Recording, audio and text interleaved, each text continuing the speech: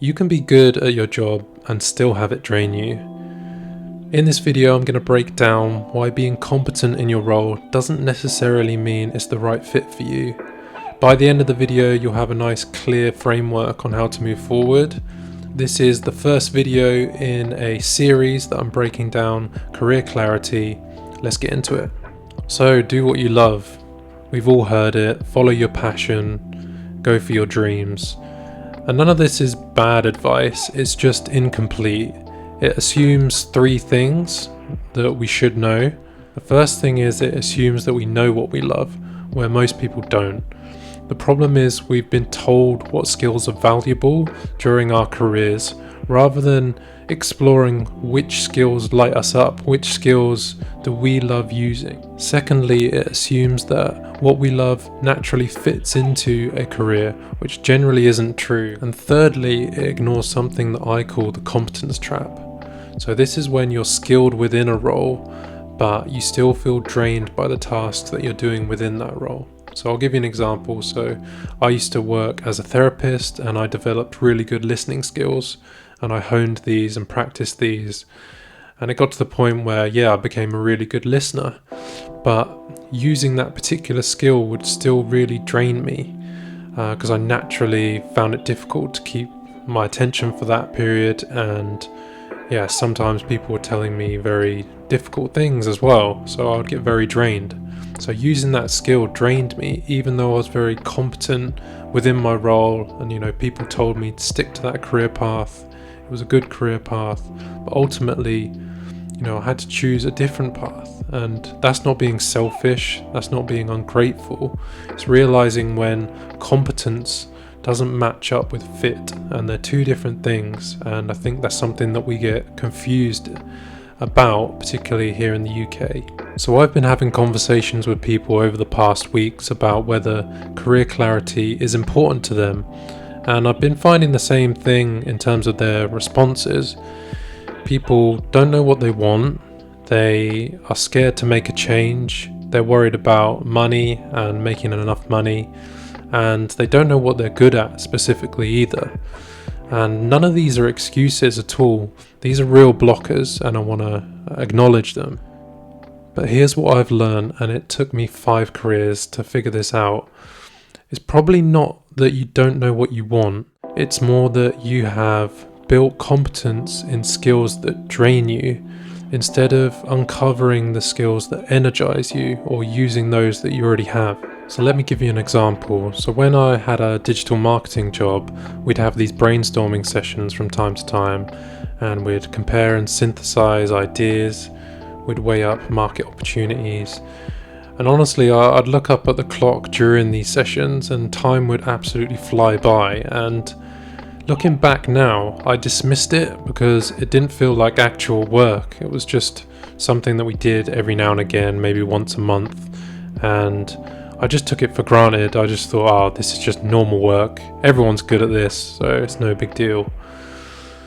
And I was competent within my role and the other tasks, which were, campaign management and advertising, those sorts of things. And I stayed because I was competent within those things, and I ignored those brainstorming sessions. These skills that I was using reflected my natural wiring, and I ignored them. And I would bet that you've probably done this as well. You've spent years building competence in skills that are useful for other people, useful for businesses, and skills that you were taught maybe in school as well. But because those skills don't fit nice, neat job descriptions and they feel so easy to you, they get ignored. But this is the gap. This is where we're going wrong with our careers, I believe. So just a quick reminder that this video is the first part in a series where I'm going to break down career clarity and really help you to drive your career in the right direction. So let's get back to the video. So what are we actually going to do about this? So there's a really simple exercise we can do that involves making 2 different lists. So the first list, we're going to write down all of the skills that we use at work.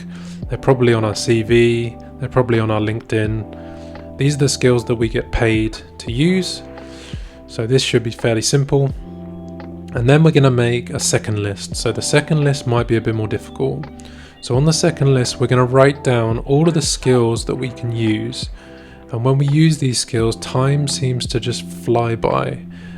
We can call them flow skills, and they will be more difficult to put our finger on. It will be more difficult to realize these skills. So you might have to go back to your childhood, you might have to look to your own personal life, the activities you do in your spare time.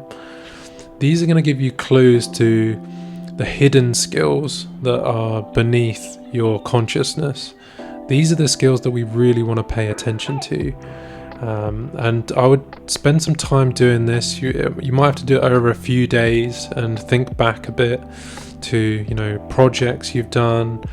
It might be a thing you do on the weekend, an activity. It might be something that you just disregard as a skill because it becomes so naturally to you.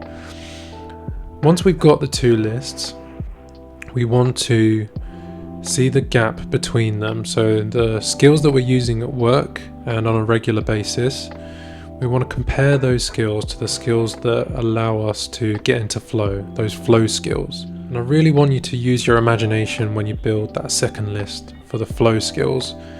Don't disregard playing console games or reading a book or talking to a friend. Think about the activities that were involved within those and really try and break them down to very specific tasks, and this is going to help you.